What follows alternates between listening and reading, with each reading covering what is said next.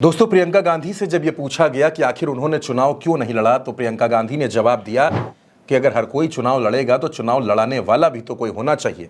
और अपनी इस बात पर प्रियंका गांधी अब रायबरेली के सियासी दंगल में पूरी ताकत के साथ उतर चुकी हैं। प्रियंका गांधी लगातार रायबरेली में चुनावी जनसभाएं कर रही हैं, छोटी छोटी सभाओं को संबोधित कर रही हैं। प्रियंका गांधी की सभा में जब अंधेरा हो गया तो वहां मौजूद लोगों ने और प्रियंका के समर्थकों ने मोबाइल की फ्लैश लाइट जलाकर प्रियंका का समर्थन किया। प्रियंका गांधी जोरदार तरीके से भारतीय जनता पार्टी पर, मोदी सरकार पर हमले बोल रही हैं। प्रियंका गांधी ने रायबरेली के लोगों को इंदिरा गांधी की याद भी दिलाई। प्रियंका ने कहा कि रायबरेली के लोग इंसाफ करना जानते हैं। आपने एक बार इंदिरा गांधी जी को चुनाव हराया और बाद में जिताया भी, लेकिन इंदिरा जी आपसे नाराज नहीं हुई, बल्कि उन्होंने आत्ममंथन किया। प्रियंका गांधी ने भारतीय जनता पार्टी पर एक एक करके कई हमले बोले। प्रियंका गांधी का रायबरेली में चुनावी प्रचार कुछ ऐसा है कि वो कार की छत पर सवार हो गई और वहां से लोगों को संबोधित करने लगी।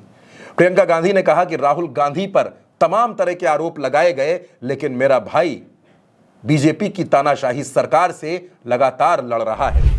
प्रियंका गांधी ने कहा कि अडानी और अंबानी के नाम पर प्रधानमंत्री मोदी झूठ बोलते हैं। उनके मुंह से अब तक उनका नाम नहीं निकलता था, लेकिन राहुल गांधी लगातार इन दोनों को घेर रहे हैं और जनता के सामने सच रख रहे हैं। आज ये कह रहे हैं, भाषण में इन्होंने आज कहा है कि राहुल जी अडानी अंबानी का नाम नहीं ले रहे हैं। अरे वाह, रोज तो लेते हैं, रोज हम इनकी सच्चाई आपके सामने इनका खुलासा करते हैं।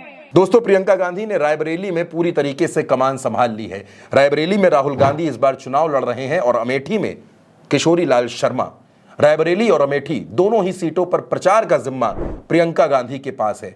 प्रियंका लोगों से मिल रही हैं, प्रचार कर रही हैं, छोटी छोटी जनसभाएं कर रही हैं। प्रियंका गांधी ने कहा कि जब रायबरेली में किसानों ने ब्रिटिश हुकूमत के खिलाफ बिगुल फूंका तो मोतीलाल नेहरू जी ने जवाहरलाल नेहरू को यहां भेजा।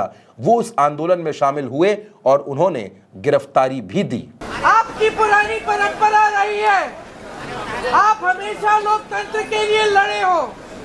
आजादी से पहले 103 साल पहले यहाँ की जनता ने, यहाँ के किसानों ने आंदोलन किया अंग्रेजी साम्राज्य के खिलाफ। आप खुद खड़े हुए, क्योंकि आपकी यहाँ की परंपरा रही है कि आप जागरूक हो और कि आपने हमेशा इस देश की राजनीति की दिशा दिखाई है और बनाई है। दोस्तों, प्रियंका गांधी जिस तरीके से रायबरेली में धुआंधार प्रचार कर रही हैं, भाषण दे रही हैं, वो बीजेपी की नींद उड़ाने के लिए काफी है। और सिर्फ रायबरेली नहीं, बल्कि अमेठी में भी प्रियंका गांधी ने कमान संभाल रखी है। रायबरेली के तमाम इलाकों में जा जाकर प्रियंका गांधी राहुल गांधी के लिए वोट मांग रही हैं और लोगों से ये कह रही हैं कि रायबरेली और अमेठी का रिश्ता कांग्रेस के साथ बेहद पुराना है। प्रियंका ने यहां तक कह दिया कि रायबरेली को एक नहीं बल्कि 2 सांसद मिलेंगे। राहुल गांधी यहां के सांसद होंगे और मैं भी यहीं रहकर आप लोगों की सेवा करूंगी। यानी जाहिर सी बात है, प्रियंका ने संकेत दे दिया है कि राहुल गांधी के जीतने के बाद प्रियंका गांधी की भी चुनावी राजनीति की शुरुआत रायबरेली से हो सकती है।